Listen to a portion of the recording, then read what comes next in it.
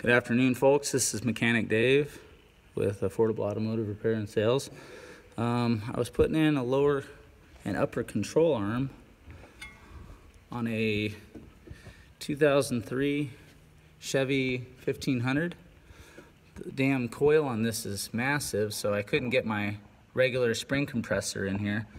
So I ended up unbolting from here and here, using a 24 mil on this side and 18 mil on the inners.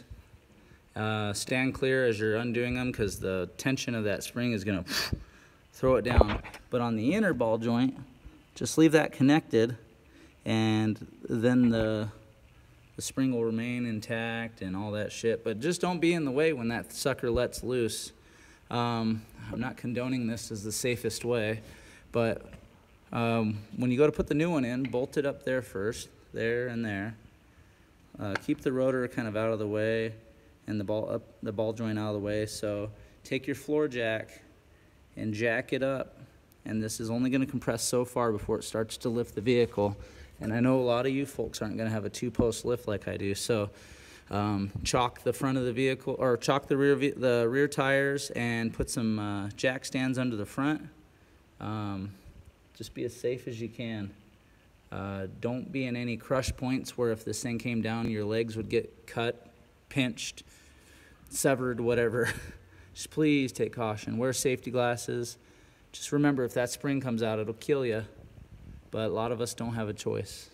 So once you get it to the point where the floor jack's starting to lift the vehicle off the ground, get a good ratchet strap. Go all the way around the top and go around the bottom of your control arm and just ratchet as hard as you can. Use a pry bar like I did. And once you get to the point where you could finally get that ball joint lined up, and my boot came down, that's what happened here. Once you get it far enough to be able to mate into that hole like that, then just start to remove the tension on the strap, and that should line that sucker up. There's a lightning or thunder out there, excuse me. Now once that's good, let me move this strap out of the way and then lower the, excuse me.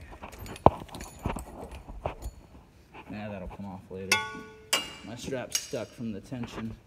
So just ever so gently remove the tension.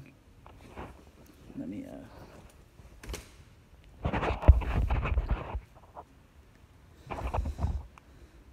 it's got a lot of tension on it still. There we go. Lowering.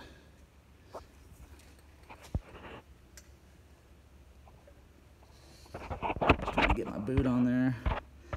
It came dislodged off of the ball joint. Shit, see what I mean? That's the tension of that spring. It's actually not completely in its housing where it needs to be, so that's kind of it's trouble all by itself.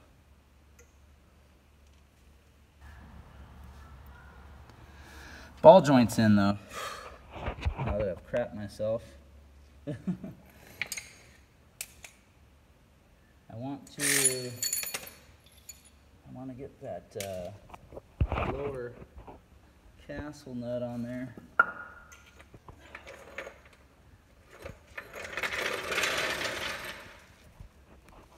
And of course I can't find it.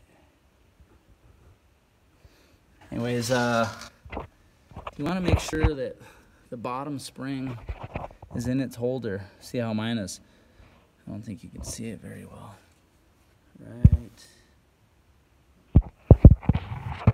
Right here, maybe?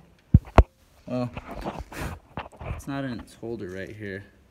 It needs to come over this way towards me about a good ½ inch. So I'll probably get a pry bar and a sledge and knock it, persuade it over.